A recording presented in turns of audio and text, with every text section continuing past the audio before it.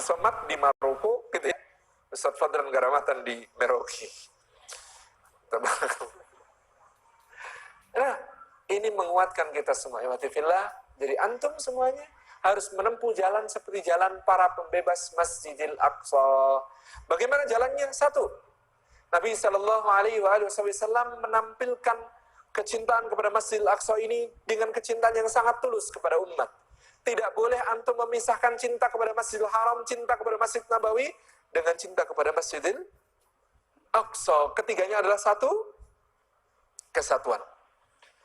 Rasulullah maka memulai dengan Isra wal Mi'raj. Yang kedua, Nabi SAW mengarahkan umatnya untuk salat di Masjidil Aqsa.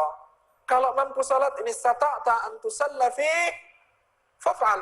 Kalau kamu bisa salat di dalamnya, lakukan olehmu. Rasulullah kenapa tidak melakukan pada saat itu? Di luar peristiwa Isra dan Mi'raj, karena muhtalah Masjidil Aqsa juga masih terjajah. Ini yang jadi dasar fatwanya Ittihadul Alami li Ulama'il Muslimin, yang dipimpin Syekh Yusuf Al-Qaradawi, menyatakan disarankan kepada kaum muslimin untuk menunda terlebih dahulu perjalanan ke Masjidil Aqsa karena Masjidil Aqsa masih dalam keadaan terjajah. Ya, kita ini sekarang apa yang bisa kita lakukan? Berdoa. Di sujud kita sekarang tambahkan satu doa. Menurut mazhab Syafi'i boleh menambahkan doa apapun di dalam sujud, syaratnya dua.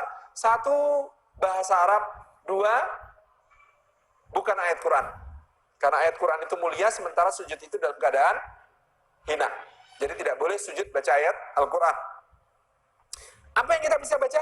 Allahumma rizukna atau Allahumma rizukni salatan fi Masjidil Aqsa wa huwa hur wa aziz. Ya Allah, berikan rizki kepada saya bisa salat di Masjidil Aqsa dalam keadaan merdeka dan mulia.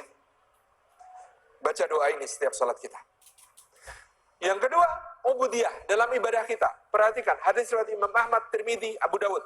Sahih, Ibunda kita Aisyah berkata, tidak pernah Rasulullah SAW tidur sebelum membaca surah Az-Zumar dan surah Al-Isra. Tidak pernah Rasulullah tidur sebelum membaca surah Al-Isra. Surah Al-Kahfi tiap Jumat. Sudah diamalkan ya? Ini belum lama loh. Zaman saya SMA belum populer untuk baca Al-Kahfi surat di saat hari Jumat, ya kan? Baru akhir-akhir ini saling reminder. Jumat, Al-Kahfi, Al-Kahfi. Nah, kita tambahkan lagi satu sunnah. Malam-malam Al-Isra, Al-Isra. Karena sunnah harian. Baca suratil Isra itu sunnah harian. Dan itu pula yang diamalkan Salahuddin Al-Ayyubi. Pasukannya yang dibawa untuk membebaskan Masjidil Aqsa diwajibkan membaca wirid harian, yaitu membaca suratil Isra. InsyaAllah. Pembebas Masjidil Aqsa rajin baca suratil Isra, karena di bagian awal suratil Isra itu selain cerita Isra Mi'raj, di situ ada cerita tentang nasibnya Bani Israel di akhir zaman. Kalau baca tafsirnya di halaman awal itu, nasibnya Bani Israel di akhir zaman. Perhatikan betul-betul. Kalau nggak kuat, Dr. Khalid Abdul Fattah Al-Awaisi mengatakan kalau nggak kuat, baca seluruh surah Al-Isra, baca halaman pertama. Kalau nggak kuat baca halaman pertama, baca ayat pertama. Ini yang baca ayat pertama ini nanti pas pembebasan Masjidil Aqsa, softnya agak belakang dikit, nggak apa-apa ya.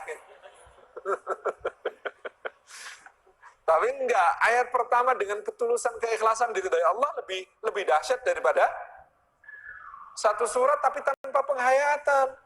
Kenapa? Buktinya, Bilal itu enggak hafal surah Al-Ikhlas. Ingatnya dari surah Al-Ikhlas cuma ahad, ahad, ahad.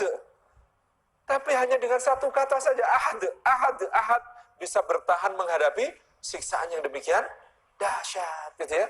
Itu baru satu kata. Antum pada sejak kecil hafal surah Al-Ikhlas, gitu. Kalau disiksa kayak Bilal, pasti berlipat-lipat lebih kuat daripada Bilal. Kekuatan dari satu ayat saja sedemikian dahsyat. Yang ketiga, pelajari tentang Al-Masjidil Aqsa.